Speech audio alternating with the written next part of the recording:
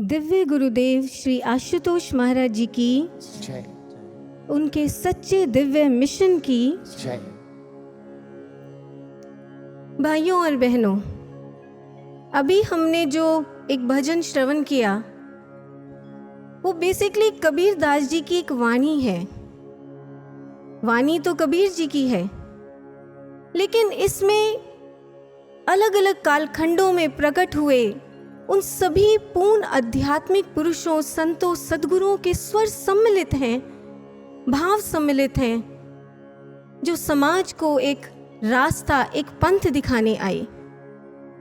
महाजनो येन गतः स पंथा, जिस पंथ से, जिस रास्ते से विश्व के सभी महाजन महापुरुष गुजरे और अपने पीछे समाज को चलाया, वो एक रास्ता है आत्मज्ञान का, ब्रह्म ज्ञान का, जिसे गीता में कहा गया राज विद्या राजगुह्यम, means king of all knowledge, supreme sovereign secret. इस परम रहस्यमयी राज विद्या, ब्रह्म ज्ञान को कबीर दास जी अपनी वाणी में हमारे सामने खोल कर रख रहे हैं। आइए हम उनकी वाणी को स्टेंजा बाय स्टेंजा सुनते हैं और उसे समझने की कोशिश करते हैं। पहली दो लाइंस में कबीर जी कहते हैं, सतगुरु ऐसा खेल दिखाया, मोहे देख अचंभा आया, नाभ कमल से पकड़ा हमको, 10वां द्वार लंघाया। कबीर जी कह रहे हैं कि मेरे सतगुरु ने ऐसा दिव्य खेल दिखाया, बाहरी जगत में नहीं, अंतर जगत में, कि मैं देखकर हैरान रह गया। क्या खेल दिखाया? नाभ कमल से पकड़ा हमको, 10वां द्वार लंघाया। ये नाभ कमल क्या होता है? स्पिरिचुअल साइंस कहती है कि हमारा जो स्थूल शरीर है उसके अंदर एक सूक्ष्म शरीर है, और सूक्ष्म शरीर में जो नेवल एरिया है, जो नाभि क्षेत्र है, नाभि से नीचे वाला क्षेत्र, वो निम्न क्षेत्र माना जाता है, जिसे वेदों में पृथ्वी लोक कहा गया।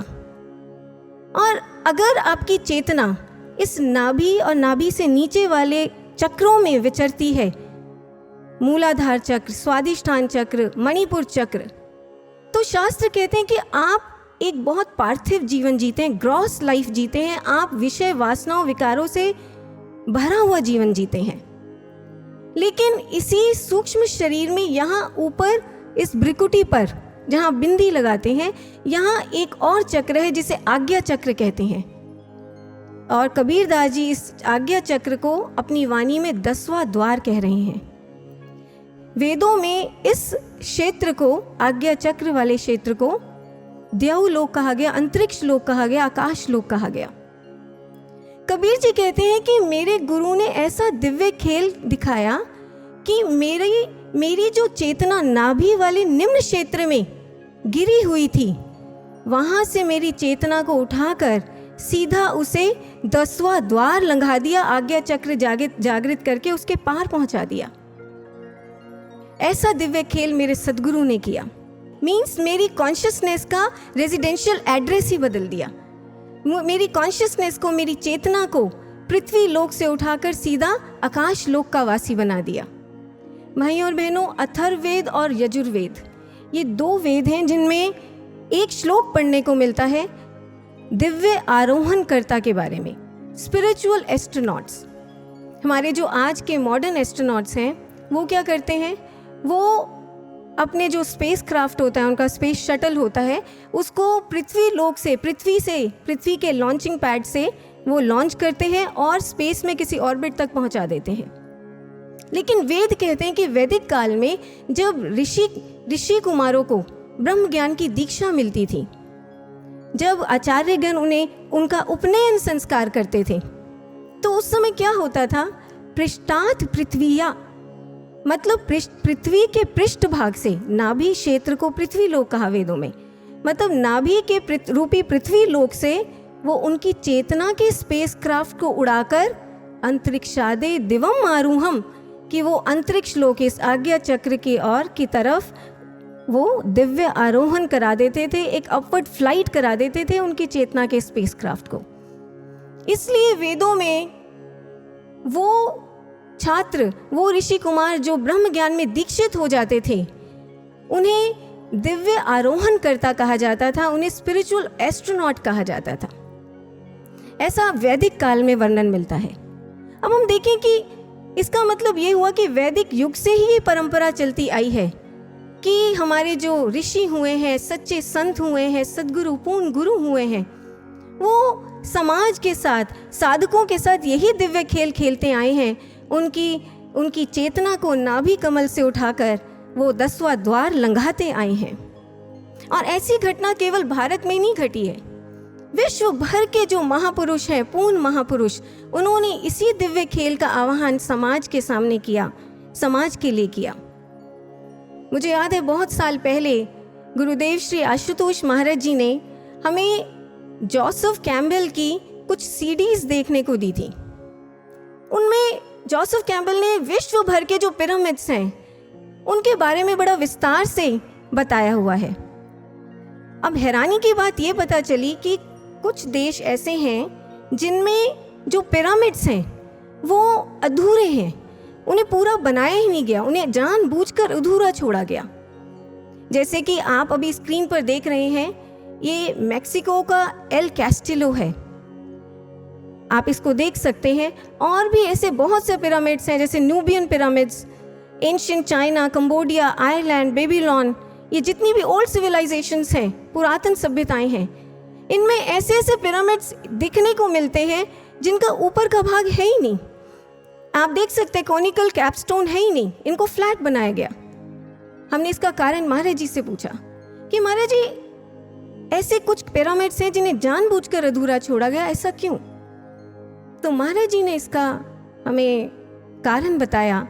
महाराज जी ने बताया कि एक्चुअली ये जो पिरामिड्स थे ये आत्मज्ञान के स्थल हुआ करते थे और इनको बनाने वाले बड़े सूझवान मनीषी हुआ करते थे। उन मनीषियों ने जानबूझकर कुछ पिरामिड्स को अधूरा छोड़ा ताकि वो समाज को एक महान संदेश दे सकें। क्या संदेश? ये कि यह जो हमारी ह्यूमन बॉडी है, हमारा मानव शरीर है, ये भी एक पिरामिड की तरह है, ये भी एक पिरामिड है।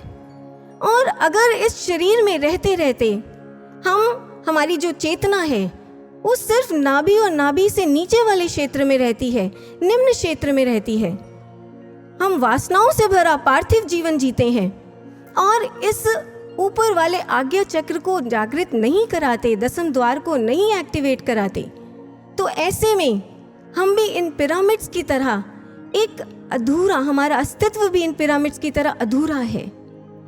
हमारा ये ऊपरी भाग ये कैपस्टोन होते हुए भी नहीं है।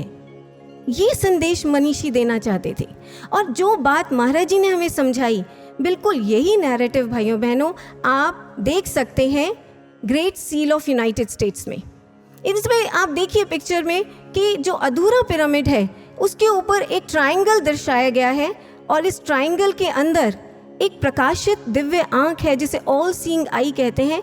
ये बेसिकली सिंबलाइज करती है इस एक्टिवेटेड आज्ञा चक्र को, थर्ड आई को।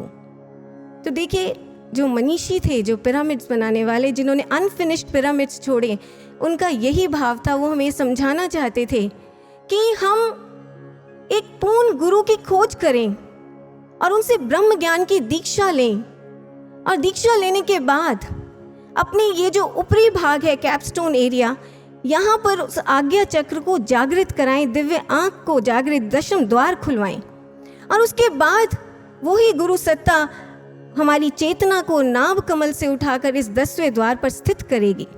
ये संदेश वो देना चाहते थे। यहाँ पर एक कंफ्यूजन की स्थिति भी रहती है समाज में जो हम आपके सामने रखना चाहेंगे। बहुत से ऐसे आज मेडिटेशन सेंटर्स हैं या हम कह सकते हैं सो कॉल्ड गुरुज हैं, वो आपको थर्ड आई मेडिटेशन सिखाते हैं, आज्ञा चक्र से संबंधित साधनाएं सिखाते हैं। लेकिन भाइयों बहनों यहाँ पर क्या सिखाया जाता है कि आप अपने माइंड को इस आज्ञा चक्र पर, थर्ड आई पर फोकस करें, बस इतना सिखाया जाता है। लेकिन यहाँ हम कबीर दास जी की वाणी को, उनके शब्दों को अच्छे से समझें, उन्हें सुने। वो क्या कह रहे हैं? वो कह रहे हैं 10वां द्वार लंघाया लंघाया का जो डिक्शनरी मीनिंग होता है वो होता है कि आपकी कोई बाउंड्री है या कोई बंद दरवाज़ा है, आप उस बंद दरवाजे को खोल कर उसके पार चले जाएं, उस बाउंड्री के पार चले जाएं, आप उस दरवाजे में प्रवेश कर जाएं, ये होता है लांघना। लेकिन आज के युग में आप देखिए कि जितनी भी आज्ञा चक्र पर आधारित साधनाएं हैं, प्रचलित प्रेवलेंट साधनाएं हैं, मेडिटेशंस हैं, वो सब कैसी हैं? वो ऐसी हैं जैसे आपको एक बंद दरवाजे के आगे खड़ा कर दिया गया हो। अब ऐसे में आप उस दरवाजे को जितना मर्जी खटखटाते रहें, आप उसको कितना भी पुश करने की कोशिश करें, ज़िंदगी भर आप प्रयास करें, लेकिन वो दरवाज़ा नहीं खुलने वाला और आपको आपका अंतर का घर नहीं मिलने वाला। ऐसे में इसलिए कबीरदास जी अपनी वाणी में कह रहे हैं कि ऐसे सद्गुरु को खोजो। जब पूर्ण गुरु आपको ब्रह्म ज्ञान की दीक्षा देते हैं तो वो 10वां द्वार खोलते हैं, आज्ञा चक्र एक्टिवेट करते हैं और हमारी चेतना को उसके अंदर प्रवेश कराते हैं, हमारी चेतना को उसके अंदर उसके पार ले जाते हैं। और जब चेतना इसके अंदर प्रवेश करती है, then the same Sadhguru make sure कि ये जो चेतना है मेरे साधक की, ये इस अंधेरे, इस जो अंतर जगत का नया घर है, इसमें अंधेरे में सुनसान निर्जन स्थल पर भूखी प्यासी कैसे रहेगी। तो ऐसे में वो क्या करते हैं, वो अंतर जगत के इस नए घर में चेतना के लिए अवेलेबल कराते हैं, उपलब्ध कराते हैं क्या? Electricity, light, sound, water. जैसे आप किसी बाहर के घर में शिफ्ट करते हैं, नए घर में आपको कुछ बेसिक नेसेसिटीज़ चाहिए होती हैं, चाहिए आपको उपलब्ध होनी चाहिए वो नेसेसिटीज़। ऐसे सद्गुरु जब हमारी चेतना का रेजिडेंशियल एड्रेस इस आज्ञा चक्र को बनाते हैं, अंतर के घर में लेकर जाते हैं, तो वहाँ हमें डिवाइन नेसेसिटीज़ हमारे लिए उपलब्ध कराते हैं। ये बेसिकली जो डिवाइन एलिमेंट्स हैं, ये पदार्थ क्या हैं? दिव्य पदार्थ। इन्हीं के बारे में कबीरदास जी अपनी वाणी में अगली 2 पंक्तियों में हमें समझा रहे हैं। कबीर जी कहते हैं कि जिंदा योगी नाद बजावे, सत्य नाम पर का गाया, झिलमिल तारा मंदिर से दिल का भरम गवाया। जब गुरुदेव हमें, पूर्ण गुरु हमें ब्रह्म ज्ञान की दीक्षा देते हैं, तो अंतर जगत के इस नए घर में सबसे पहले हमारे लिए प्रकट करते हैं इलेक्ट्रिसिटी। अगर बिजली नहीं होगी तो चेतना वहाँ पर रहेगी कैसे नए घर में? और ये इलेक्ट्रिसिटी क्या है? बेसिकली आदि नाम, ईश्वर का सच्चा नाम, सत्य नाम। बचपन से हम यही समझते आए थे कि हमें ईश्वर का जो भी रूप प्यारा लगे, बस आप उसी रूप का नाम चुन लो कोई और उसे जप लो।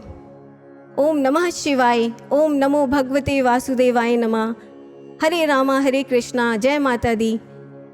लेकिन नहीं भाइयों बहनों, स्पिरिचुअल साइंस कहती है, अध्यात्म विज्ञान कहता है कि ये ईश्वर के सच्चे नाम नहीं हैं, क्योंकि ये ईश्वर के गुणवाचक नाम है, क्वालिटेटिव नेम्स हैं। सच्चा नाम क्या है?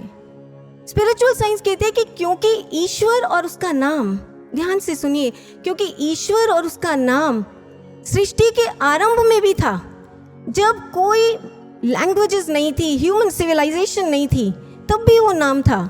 इसलिए ईश्वर का नाम होना चाहिए एक अनरिटन एंड अनस्पोकन वर्ड, जिसे किसी भी भाषा में ना लिखा जा सकता हो ना बोला जा सकता हो। एक बहुत ही पहुँचे हुए संत हुए संत चरणदास जी, वो अपनी वाणी में कहते हैं, जब मैं सतगुरु शरणी आया, बिन रसना बिन अक्षर वाणी ऐसो नाम सुनाया। कि जब मैं सतगुरु की शरण में आया तो उन्होंने बिन रसना, बिन जिह्वा के, बिन अक्षर, बिना अक्षर वाले, बिना वाणी के, जिसे वाणी से कहा नहीं जा सकता, ऐसे बिना अक्षर वाले नाम का अजपा जाप मुझे सुनाया। संत दरिया कहते हैं, नाम नी अक्षर निर्मल डोरी, कि नाम नी अक्षर, अक्षर रहित है नाम। आप उसको दुनिया के किसी भी प्रकार के अल्फाबेट्स, वर्णमाला में आप उसको व्यक्त नहीं कर सकते। फिर बेसिकली क्या है ये नाम? अक्षर रहित नाम क्या है ये? जो अनुभवी गुरु हुए हैं, संत हुए हैं, वो बताते हैं कि ये जो नाम है, ईश्वर का सच्चा नाम, ये एक प्रकार की प्राइमोर्डियल वाइब्रेशन है, एक ऐसी दिव्य तरंग जो सृष्टि की रचना से पहले भी थी, जिसे ग्रीक लैंग्वेज में कहा जाता है लोगास, हिब्रू में कहा जाता है मेमरा, लोगास और मेमरा, ये जो दोनों शब्द हैं, इनका मतलब होता है the creating and controlling principle of the universe. मतलब एक ऐसी दिव्य तरंग, आदि तरंग, जो संपूर्ण ब्रह्मांड की रचना करने के बाद, सृष्टि की रचना करने के बाद हमारी श्वासों में आकर बस गई, हमारे प्राणों में आकर समा गई। और इसलिए वेदों में ईश्वर के नाम के लिए कहा गया प्राणस्य प्राणः, वो प्राणों का प्राण है, वो ब्रेथ ऑफ ब्रेथ्स है। सूफी सेंट रूमी कहते हैं वो जाने जान है, वो हमारी जान के अंदर की जान है। अब यहाँ भी एक डाउट है, कन्फ्यूजन की स्थिति समाज में जो बनी हुई है, उसको भी हम यहाँ क्लियर करना चाहते हैं। बहुत से ऐसे मेडिटेशन सेंटर्स हैं भाइयों बहनों, जो आपको मेडिटेशन के नाम पर, साधना के नाम पर कुछ श्वास क्रियाएं सिखा रहे हैं, आपको कुछ स्पेसिफिक ब्रीदिंग रिदम्स जो हैं उन पर अपना माइंड फोकस करना सिखाते हैं आप वो। अब ऐसे भी जो सेंटर्स हैं, ऐसी भी जो साधनाएं, उनसे भी आप थोड़ा सतर्क रहें, क्योंकि ऐसा करना जो है वो प्राणायाम है। प्राणायाम से फ़ायदा यह है कि आपका स्वास्थ्य अच्छा रहता है, आपके हेल्थ के लिए बहुत अच्छे हैं, लेकिन ये ईश्वर की सच्ची साधना नहीं है, ये वो ईश्वर का सच्चा नाम नहीं है जिसके बारे में कबीरदास जी और उनके जैसे महान संतों, पूर्ण संतों ने हमें बताया और समझाया। ईश्वर का सच्चा नाम क्या है? ईश्वर का सच्चा नाम जो है वो प्राणों पर फोकस करना नहीं है, प्राणों के अंदर जो एक सूक्ष्म प्राण है उसको जागृत करना, उसको उजागर करना और फिर उससे मन को जोड़ना, ये ईश्वर का सच्चा नाम है। टाओइज्म के एक बहुत ही महान संत हुए हैं टाओ टी चिंग, वो बहुत पते की बात करते हैं। वो कहते हैं कि ordinary people breathe through their lungs, breathe through their chest, but true people breathe from deep within themselves. कि जो सच्चे साधक होते हैं, जिन्होंने पूर्ण गुरु से ब्रह्म ज्ञान की दीक्षा पाई है, वो लोग, वो साधक गण कभी भी ऐसा नहीं है कि लंग्स और चेस्ट में जो आती जाती सांसें हैं, ऑक्सीजन, कार्बन डाइऑक्साइड, स्थूल सांस है, उससे नहीं जुड़ते हैं।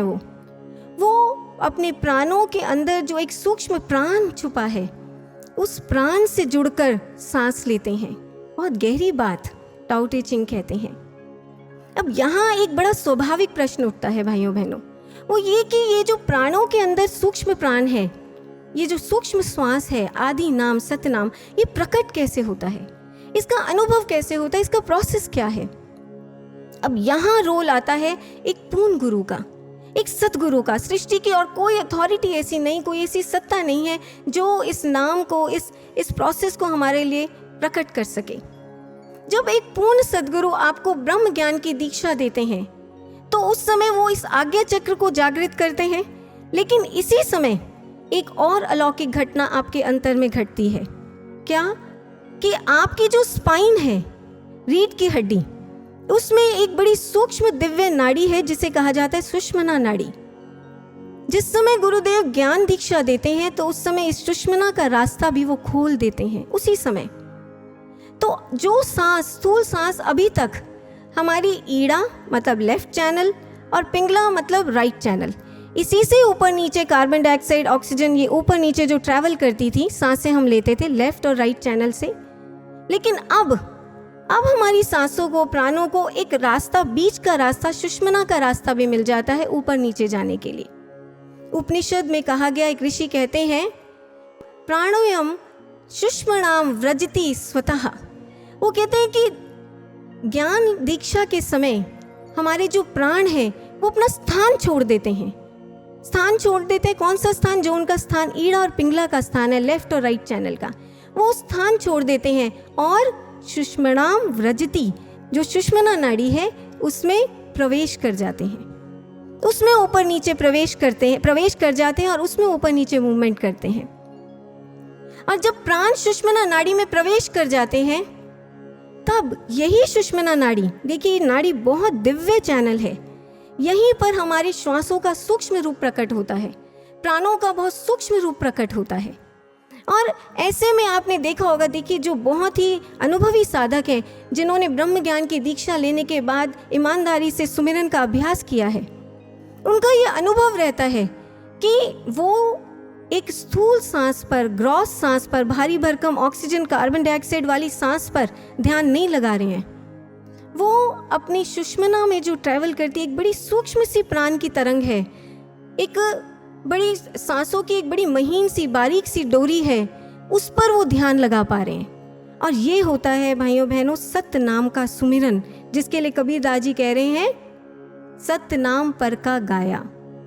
और यही जो डीप मैसेज है, महान प्रेरणा हमें इजिप्ट के खंडरों से भी मिलती है। इजिप्ट में ऐसे बहुत से पुरातन मंदिर हैं जिन्हें आप स्क्रीन पर देख सकते हैं, जिन्हें ट्रिप्टिक टेम्पल्स कहा जाता है। ट्रिप्टिक इसलिए कहा जाता है क्योंकि इनमें प्रवेश करने के लिए 3 रास्ते बनाए जाते हैं। आप देख सकते हैं कि इसमें जो दायां और बायां रास्ता है, लेफ्ट और राइट, ये दोनों रास्ते जो हैं ये छोटे हैं और इन्हें ये बेसिकली ईड़ा और पिंगला, हमारी लेफ्ट और राइट जो नाड़ियां हैं, उनको सिंबलाइज कर रहे हैं। और ये जो बीच का रास्ता है, सेंट्रल रास्ता, ये सुषुम्ना चैनल को सिंबलाइज करता है। ये जो बीच का रास्ता है, ये हर मंदिर में, हर ट्रिप्टिक टेम्पल में बहुत चौड़ा, ब्रॉड बनाया जाता था, एक राजमार्ग की तरह समाज का आह्वान करता था कि मुझसे गुजरो। तो बेसिकली ये जो ट्रिप्टिक टेम्पल्स होते थे, ये थर्ड आई अवेकनिंग सेंटर्स हुआ करते थे उस समय। और ये अपने ट्रिप्टिक स्ट्रक्चर से, अपने 3 रास्तों वाले स्ट्रक्चर से समाज को एक संदेश देते थे कि आप दाएं और बाएं इन मार्गों से मत गुजरो, आप स्थूल सांसों तक मत सीमित रहो, मतलब ईड़ा पिंगला तक सीमित मत रहो। Let your pranic consciousness enter through the central passage of सुषुम्ना।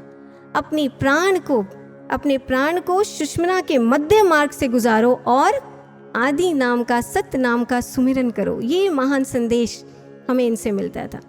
ये भाइयों बहनों, ये पहली अनुभूति है आदि नाम का सुमिरन, जो सद्गुरु हमारे लिए प्रकट करते हैं हमारे अंतर जगत में।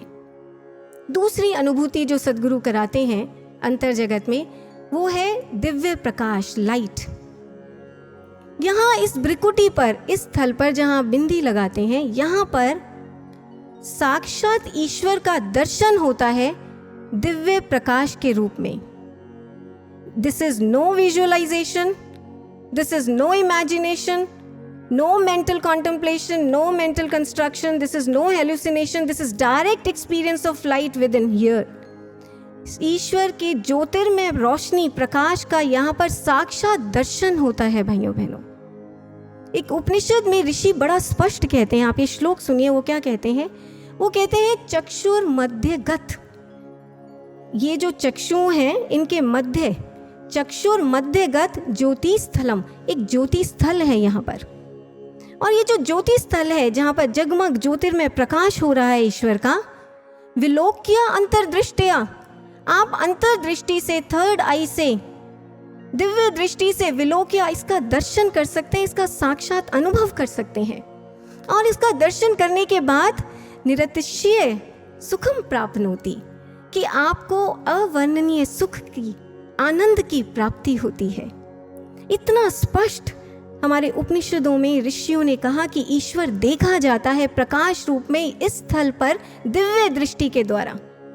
लेकिन फिर भी समाज में हमेशा इस कॉन्सेप्ट को लेकर एक भ्रम की स्थिति बनी रहती है, एक संशय बना रहता है। एक बार एक विद्वान श्री गुरुदेव आशुतोष महाराज जी के पास आए और उन्होंने महाराज जी के सामने अपना एक संशय रखा।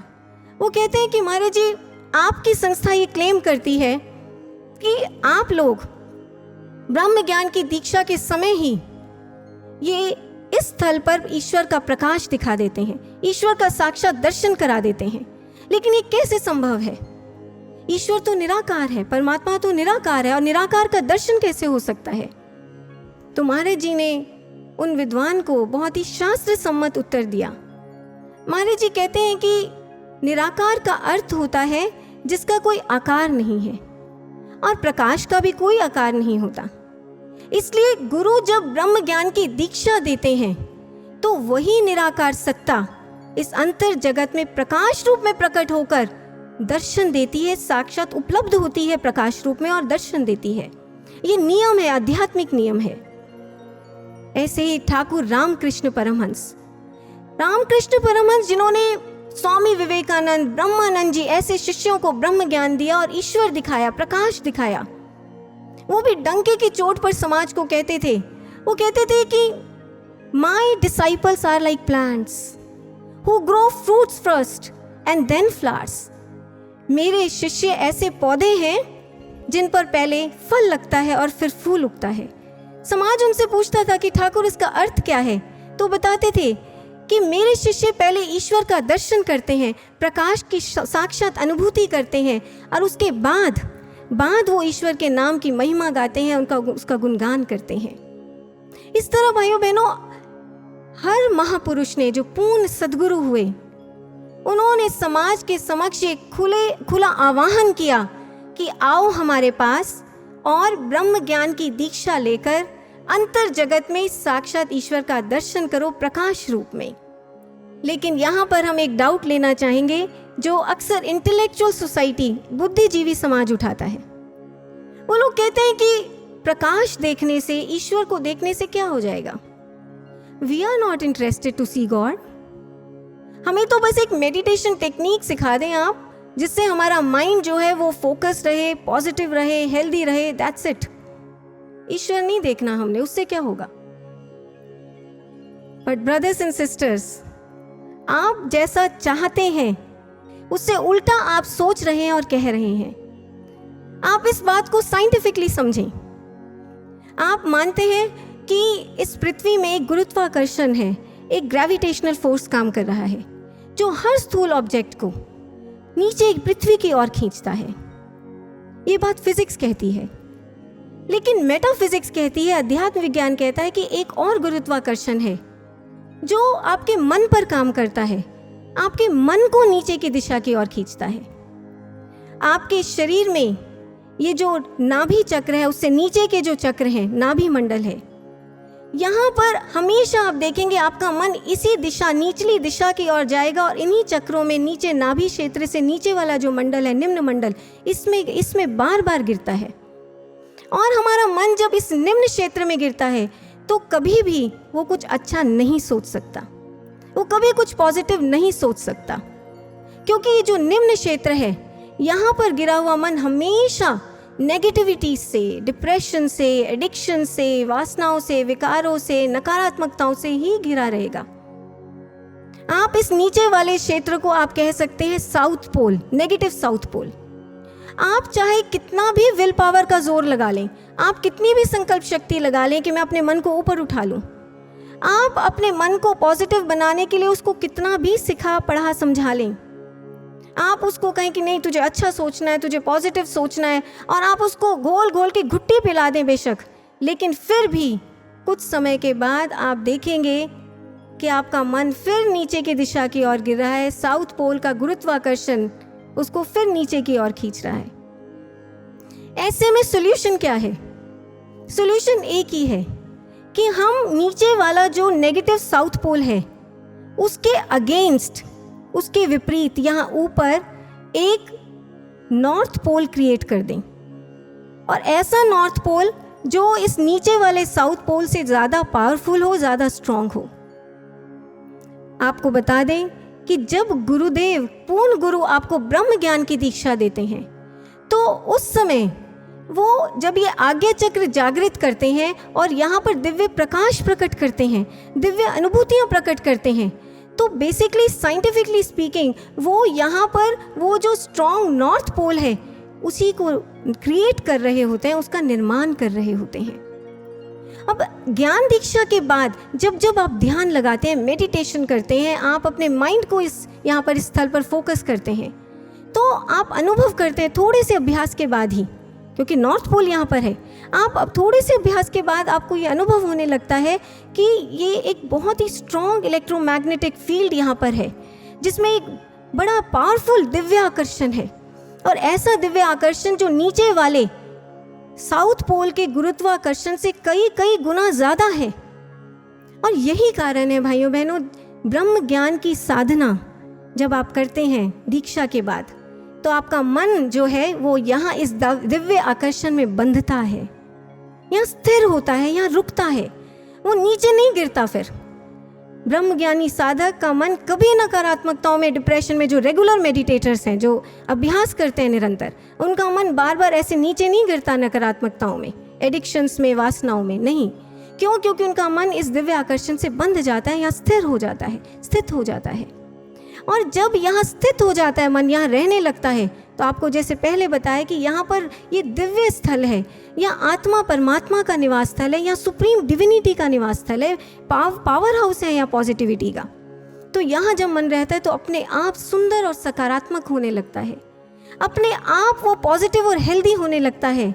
भाइयों बहनों, ये है मन को अच्छा सच्चा बनाने का फंडामेंटल फॉर्मूला। और समाज में कोई ऐसा मॉडल नहीं, कोई ऐसे एल्गोरिथम नहीं, कोई ऐसा सिस्टम नहीं, कोई और टेक्निक नहीं है जिससे आप अपने मन को सुंदर, सकारात्मक, स्वस्थ बना सके परमानेंटली। इसलिए वेदों में, उपनिषदों में कहा गया, तद दर्शनम सदाचार्य मूलम। सदाचार का मूल, फंडामेंटल जो कॉन्सेप्ट है, कार्डिनल प्रिंसिपल है, वो क्या? तद दर्शनम, ईश्वर का दर्शन, प्रकाश का दर्शन। ये दूसरी अनुभूति है जो पूर्ण गुरु हमारे अंतर जगत में हमारे लिए उपलब्ध कराते हैं, जिसका हमें अनुभव कराते हैं। तीसरी अनुभूति वो है ब्रह्मनाद, कॉस्मिक म्यूजिक। शिव पुराण कहता है कि बादलों की गड़गड़ाहट, बांसुरी की मीठी धुन, घुंघरू और घंटियों की रुंझुन, वीणा की झनकार, मृदंग और ढोल का महानाद, झरने और नदियों की कलकल, ऐसी अनेक अनेक ध्वनियाँ, अनेक अनेक जो मेलोडियस सिम्फनीज हैं, वो आपको अपने अंतर जगत में बजती हुई सुनाई देती हैं। बिना बजाए निश्चिन बाजे, घंटा शंख नगाड़े रे, बहरा सुन सुन मस्त होते हैं, तन की सुधि बिसारे रे। एक व्यक्ति जिसके पास श्रवण शक्ति भी नहीं है, वो भी इन ध्वनियों को, अंतर जगत के ब्रह्मनाद को सुन सकता है। कहाँ सुन सकता है एग्जैक्टली? इस क्षेत्र में, गगन मंडल। बुद्धिज्म में इस क्षेत्र को, गगन मंडल को एक विशेष नाम दिया गया। वो कहते हैं सुखावती लोक, सुख देने वाला लोक। एक ग्रंथ है बुद्धिज्म का, महायान ग्रंथ, सुखावती व्यू। उसके अंदर महात्मा बुद्ध अपने शिष्य आनंद से कहते हैं कि हे आनंद, ये जो आनंददायिनी सुखावती लोक है, यहाँ पर बहुत मधुर ध्वनियाँ गुंजायमान होती हैं, और ये ध्वनियाँ इतनी मीठी, इतनी दिव्य होती हैं कि ये हृदय को लुभाती हैं, और इनको सुनने से मन कभी नहीं ऊबता। और जितना जितना मन इनको सुनता है, उतना उतना निर्विकार होता चला जाता है। ये होता है ब्रह्मनाद को सुनने का प्रभाव। भाइयों बहनों, ब्रह्मनाद की एक केस स्टडी की मैं स्वयं साक्षी रही हूँ। बहुत साल पहले कॉलेज में मेरी अपनी ही एक क्लासमेट थी, जिसे एक बहुत ही विचित्र मानसिक समस्या थी, मेंटल सिकनेस थी। वो ये कि वो बीच बीच में वॉशरूम में जाकर साबुन से अपने हाथ धोती रहती थी, और कई बार तो कई 2-2, 3-3 क्लासेस बंक करके घंटों वो हैंड वॉश ही करती रहती थी। तो उसको हमने ब्रह्म ज्ञान का संदेश दिया, उसने ब्रह्म ज्ञान की दीक्षा भी ले ली, और दीक्षा लेने के बाद जब महाराज जी पंजाब से दिल्ली आए तो महाराज जी के दर्शन करने भी गई, और महाराज जी को उसने अपनी समस्या बताई। तो महाराज जी ने उसकी समस्या सुनने के बाद महाराज जी बहुत गंभीर होकर बोले। महाराज जी कहते हैं कि ब्रह्मनाद का अभ्यास करो, ब्रह्मनाद सुनने का अभ्यास करो, प्रतिदिन आधा घंटा। अब बीच में वो बहन कुछ ना कुछ कहने लगी। महाराज जी कहते कहा ना तुम्हें, ब्रह्मनाद सुनने का अभ्यास करो प्रतिदिन आधा घंटा। उस बहन ने उसी शाम से ब्रह्मनाद पर फोकस होकर साधना करनी शुरू की। और भाइयों बहनों, मैं स्वयं इस बात की विटनेस हूँ कि 1 महीना भी पूरा नहीं हुआ था, 25-26 दिनों के अंदर ही उस बहन में इतना चेंज था कि फिर उसे किसी ने भी अकारण ऐसे हैंड वॉश करते हुए नहीं देखा, और पूरे कॉलेज में इस बात की चर्चा हुई थी। तो ऐसा प्रभाव होता है ब्रह्मनाद सुनने का। और ऐसी एक नहीं, अनगिनत केस स्टडीज हैं संस्थान के आर्काइव्स में, रिकॉर्ड्स में, ब्रह्मनाद के प्रभाव की। तो इसलिए आज इस मंच से ये बात हम दावे के साथ कह सकते हैं कि इंसान की जितने भी ये जो साइकोसोमैटिक डिसऑर्डर्स हैं, मानसिक समस्याएं हैं, साइकोफोबियाज हैं, साइकोफियर्स हैं, वो मनोरोग हैं। हमारे जो सबकॉन्शियस माइंड में, अवचेतन मन की गहराइयों में जो जमे हुए संस्कार हैं, जिन्हें आप किसी को बोलकर कह भी नहीं पाते हैं, और जिनका इलाज आज विश्व के किसी साइकोलॉजिस्ट, साइकाइट्रिस्ट, थेरेपिस्ट के पास नहीं है। उन मानसिक समस्याओं का भाइयों बहनों एकमात्र अमोघ इलाज, अमोघ औषधि, अल्टीमेट पेनिसिया है ये ब्रह्मनाद की साधना। ब्रह्मनाद की साधना, ब्रह्मनाद की जो साधना है, ब्रह्मनाद बेसिकली हमारे मन पे काम कैसे करता है, उसका प्रोसेस क्या है, इसके बारे में नाद बिंदु उपनिषद हमें बताता है। ऋषि कहते हैं कि दुग्धा अम्बुवन, कि जैसे दूध और पानी आपस में मिल जाते हैं, पूरी तरह मिल जाते हैं, एक रूप हो जाते हैं, ऐसे ही नादे मनः एकी भूयात, नाद और मन ये भी एकमिक हो जाते हैं, पूरी तरह घुल मिल जाते हैं। जितना जितना आप ब्रह्मनाद को सुनने का अभ्यास करते हैं, उतना उतना आप पाते हैं कि आपका मन और नाद लय हो गया है। जैसे जैसे दूध पानी में पूरी तरह प्रवेश कर जाता है और अपना रूप बना लेता है पानी को, ऐसे नाद मन के अंदर प्रवेश कर जाता है पूर्ण रूप से और मन को अपना रूप बना लेता है, और फिर मन की गहराइयों में, कोने कोने में जाकर वहाँ जो रोग छुपे हैं, जो समस्याएं छुपी हैं, उनका इलाज करता है। ऐसे काम करता है ब्रह्मनाद। और ये तीसरी अनुभूति है जो सद्गुरु, पूर्ण गुरु असीम कृपा करके हमारे अंतर जगत में हमारे लिए उपलब्ध कराते हैं, जिसका हमें अनुभव कराते हैं। चौथी और आखिरी अनुभूति वो है दिव्य अमृत, होली नेक्टर्स, डिवाइन नेक्टर। हमारे योग शास्त्र बताते हैं कि ये जो शिरोभाग है, हमारा ऊपरी भाग सिर का, इसको अलग अलग नाम दिए गए। सहस्रदल कमल, सहस्रार चक्र, ब्रह्मांड, ब्रह्मरंध्र, गगन मंडल। यहाँ पर कहा जाता है कि एक उल्टा कमल है, सहस्रदल कमल, 1000 पेटल लोटस, और इस कमल से बूंद बूंद अमृत टपकता है। संत दरिया कहते हैं बूंद अखंडा सो ब्रह्मंडा, कि इस ब्रह्मांड से बूंद बूंद अमृत टपका करता है, और वो भी अखंड प्रवाह में बिना रुके टपकता ही रहता है। सद्गुरु जब आपको ब्रह्म ज्ञान की दीक्षा देते हैं तो वो उस समय इस अमृत को आपके लिए एक्सेसिबल बनाते हैं, आपको उपलब्ध कराते हैं, आपको इसका पान करने की टेक्निक सिखाते हैं। ये बात अलग है भाइयों बहनों कि ये जो दिव्य अमृत है, ये एक बहुत ही सूक्ष्म अनुभूति होती है, और ये बहुत विरले साधकों को हुआ करती है, जिनकी बहुत ही उच्च आध्यात्मिक अवस्था हो या सद्गुरु की कोई असीम विशेष ही कृपा हो, तब इसका अनुभव होता है। लेकिन होती है ये भी अनुभूति जो ज्ञान दीक्षा, ब्रह्म ज्ञान की दीक्षा के समय हमारे अंतर जगत में प्रकट होती है। इसलिए भाइयों बहनों, बेसिकली ये जो 4 अनुभूतियाँ हैं, ये 4 पदार्थ हैं जो एक पूर्ण गुरु हमारे अंतर जगत में हमारे को जिनका अनुभव कराते हैं ब्रह्म ज्ञान की दीक्षा के समय। कई बार ऐसा हो सकता है कि ये चारों की चारों अनुभूतियाँ, चारों के चारों पदार्थों का आपको एक साथ अनुभव ना हो दीक्षा के समय, लेकिन एक ना एक अनुभूति अवश्य होती है।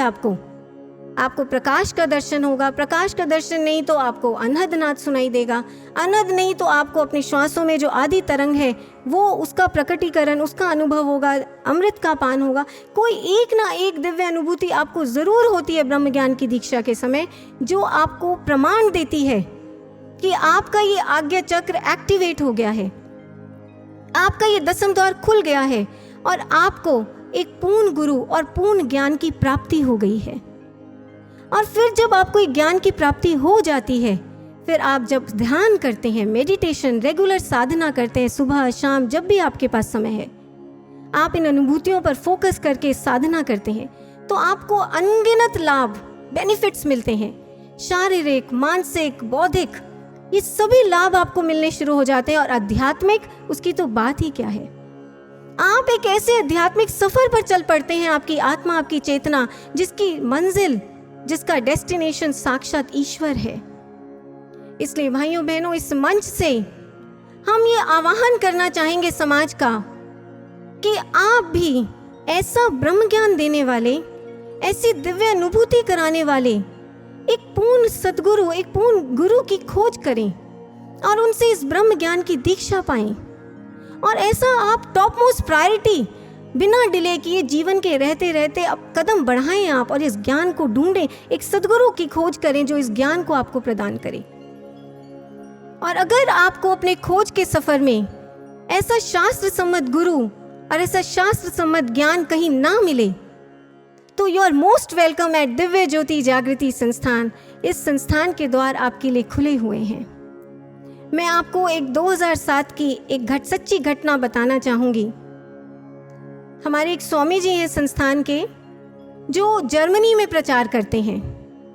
तो बताया करते हैं कि 2007 में जर्मनी की एक यूनिवर्सिटी ऑफ हैम्बर्ग में एक इंटर रिलीजियस कॉन्फ्रेंस हुई थी, जिसमें अलग अलग धार्मिक संगठन, स्पिरिचुअल ऑर्गेनाइजेशंस, धर्म संप्रदायों के जो रिप्रेजेंटेटिव्स थे वो सब आए थे। स्वामी जी भी महाराज जी की आज्ञा लेकर उस कॉन्फ्रेंस को अटेंड करने गए। तो कॉन्फ्रेंस के दौरान एक सेशन में कुछ जर्मन स्पीकर्स थे, एक धार्मिक संगठन से आए थे वो। उन्होंने मंच से, स्टेज से इसी ब्रह्म ज्ञान की चर्चा की, इनर वर्ल्ड की, डिवाइन लाइट, कॉस्मिक म्यूजिक, अनहदनाथ, प्रकाश, इस सब की चर्चा की। स्वामी जी को बड़ी क्यूरियोसिटी हुई, तो इसलिए इंटरवल में स्वामी जी वो जो रिप्रेजेंटेटिव्स थे उस संगठन के, उनसे जाकर मिले। और इससे पहले कि स्वामी जी कुछ कहते, वो हर बात पर, वो सामने से वो लोग कहते, उस संगठन के जो रिप्रेजेंटेटिव्स थे वो हर बात पर कहते, हाँ हमने भी दिव्य प्रकाश देखा है, हाँ हम आज भी देखते हैं, हम नाद भी सुनते हैं, ब्रह्मनाद, कॉस्मिक साउंड्स, ये हमें सुनाई देती हैं अंतर में। स्वामी जी बड़े हैरान हुए और वो जब वापस लौटे शाम को, उन्होंने महाराज जी को फ़ोन किया इंडिया में और महाराज जी को सारी बात बताई। अब महाराज जी ने सुनकर क्या कहा, महाराज जी कहते हैं कि ऐसा कैसे संभव है। पावर हाउस, अध्यात्म का पावर हाउस तो समय का पूर्ण गुरु होता है, सदगुरु होता है। वो इधर से करंट छोड़ता है तो फिर वहां पर दिव्य प्रकाश, अनंतनाद प्रकट होता है, अंतर जगत की अनुभूतियां प्रकट होती हैं। इसलिए ठीक से पता लगाओ, असत्य कह रहे हैं वो, तुम ठीक से पता लगाओ। और यही बात निकली भाइयों बहनों। जब स्वामी जी ने पता लगवाया, स्पेक्युलेट कराया, तो वो जो लोग थे वो पता चला कि सिर्फ बातें ही बातें करते थे, डिवाइन एक्सपीरियंस, प्रैक्टिकल एक्सपीरियंस किसी के पास नहीं था। इसलिए ब्रदर्स एंड सिस्टर्स, आज समाज में ऐसे बहुत से संगठन हैं, बहुत सी संस्थाएं हैं जो धर्म शास्त्रों से, ग्रंथों से रेफरेंसेस ले लेकर इस ब्रह्म ज्ञान का थियोरेटिकल प्रचार करते हैं, लेकिन उनके पास प्रैक्टिकल एक्सपीरियंस नहीं है। एक बार महाराज जी ने, स्वयं गुरुदेव श्री आशुतोष महाराज जी ने ये बात मंच से कही थी। महाराज जी ने कहा था कि अध्यात्म का प्रचार प्रसार शुरू करने से पहले हम स्वयं हर गुरु, हर संगठन, हर संस्था, हर मठ में गए जो उस समय धर्म के क्षेत्र में प्रचलित थे, और वहां जाकर हमने इसी शास्त्र सम्मत ब्रह्म ज्ञान की जिज्ञासा की थी। लेकिन हर स्थान पर कोरा सिद्धांत था, बातें थी, फ्लावरी फिलॉसफीज थी, कहीं पर भी दर्शन, अनुभूति, साक्षात्कार, प्रैक्टिकल एक्सपीरियंस कहीं पर नहीं था। और महाराज जी ने कहा कि अगर मुझे कहीं एक स्थान पर भी ब्रह्म ज्ञान का प्रैक्टिकल एक्सपीरियंस मिल जाता तो शायद फिर दिव्य ज्योति जागृति संस्थान की स्थापना करने की आवश्यकता ही ना पड़ती। कहीं पर भी ये प्रैक्टिकल एक्सपीरियंस नहीं मिला, कहीं पर भी ये ब्रह्म ज्ञान, अध्यात्म का Sirmaur, supreme scientific sovereign science ब्रह्म ज्ञान नहीं मिला। इसलिए दिव्य ज्योति जागृति संस्थान बना। इसलिए भाई और बहनों, दिव्य ज्योति जागृति संस्थान, ये मिशन एक प्रैक्टिकल लेबोरेटरी की तरह है, एक ऐसी लेबोरेटरी जिसमें ब्रह्म ज्ञान का एक एक एक्सपेरिमेंट आपके अंतर जगत में घटाया जाता है, कराया जाता है, और आपको उसका प्रैक्टिकल एक्सपीरियंस कराया जाता है। और विश्व के लाखों करोड़ों लोग आज इस एक्सपेरिमेंट को कर चुके हैं, और अगर आपने अभी तक नहीं किया तो अब आपकी बारी है। सो आए अब हम सभी जिन्होंने ब्रह्म ज्ञान की दीक्षा पाई, जिन्होंने अपने अंतर जगत में उस एक्सपेरिमेंट को किया है, हम सभी अब दोनों हाथ ऊपर करके एक बुलंद जय घोष लगाएंगे और समाज को बताएंगे कि जो शास्त्रों की कसौटी है पूर्ण ज्ञान, पूर्ण ब्रह्म ज्ञान की और पूर्ण सतगुरु की, वही ज्ञान, वही गुरु हमें यहाँ प्राप्त हुए हैं, हमें प्रैक्टिकल एक्सपीरियंस यहाँ मिला है। इसलिए संपूर्ण समाज को, विश्व के समस्त भाई बहनों को एक खुला निमंत्रण हम देंगे कि आएं और वो इस परिवार से, दिव्य ज्योति परिवार से आकर जुड़ें। सो बोलिए ब्रह्म ज्ञान प्रदायक सदगुरु देव श्री आशुतोष महाराज जी की जय। अंतर जगत में दिव्य प्रकाश का साक्षात दर्शन कराने वाले सदगुरु भगवान की जय। अनहद नाद सुनाने वाले, हमारे प्राणों में आदि नाम की तरंग प्रकटाने वाले सदगुरु स्वामी की जय। धन्यवाद।